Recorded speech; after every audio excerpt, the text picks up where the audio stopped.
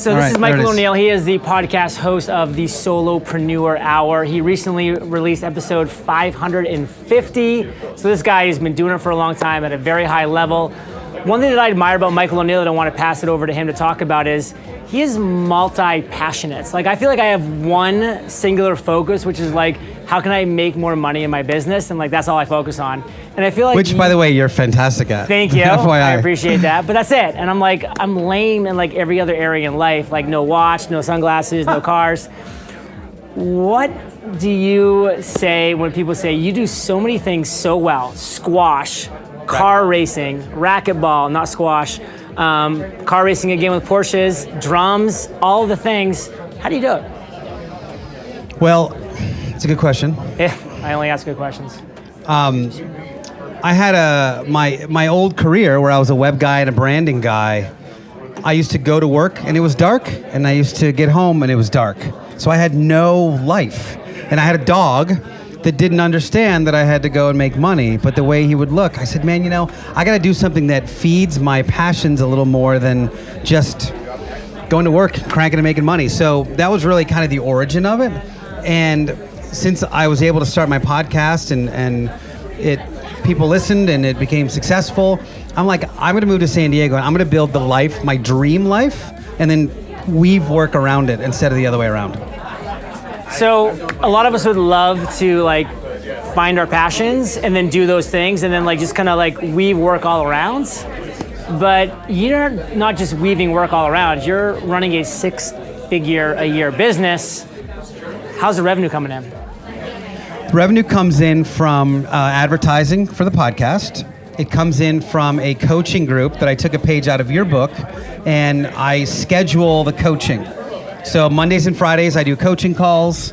Wednesdays at 5 o'clock we have a live stream, and it doesn't take up a ton of my time. I do it between 11 and 4 Mondays and Fridays, and I do 5 to 8 on Wednesdays. That in and of itself, just that piece of my life is worth 6 figures. Wow. Minus the advertisers for my podcast, minus our workshop, Pod Mastery, that we do a couple times a year.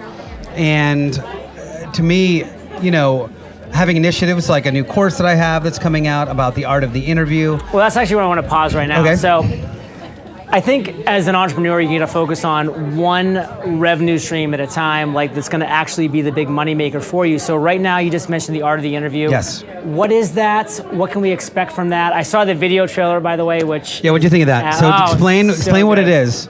And I'm going to have my wine delivered right here while you Wine is being delivered. So the art of the interview is becoming a broadcaster. That's a combination of a broadcaster who's a professional and a podcaster who's like, I can just like hit this button and start talking and create a podcast. It's going to marry those two of lifestyle and professionally broadcasting to a quality audience, content, etc. So what's the art of the interview? So literally the day that my podcast came out, can I plug it? Can I say what it is? 100%. It's called the Solopreneur Hour, at Solo Hour on all the social medias. I decided that instead of just being like a marketer that has a podcast, or I'll pick up my iPhone and just record whatever I want, that I was literally a professional broadcaster day one. So I got the gear that a professional broadcaster would get. I studied interviewing, studied the greats, Larry King, who is a legend. And you had breakfast with him 1 week ago? Yes, which was insane. It was an amazing honor. Howard Stern, the list goes on and on and on, right? And how they bring an audience through a certain kind of energy. And if I can deep dive with them in a way that we don't talk about anything that's on their about page, right? Because I know that interview's been done. We've seen that movie. So can I dig into that real story?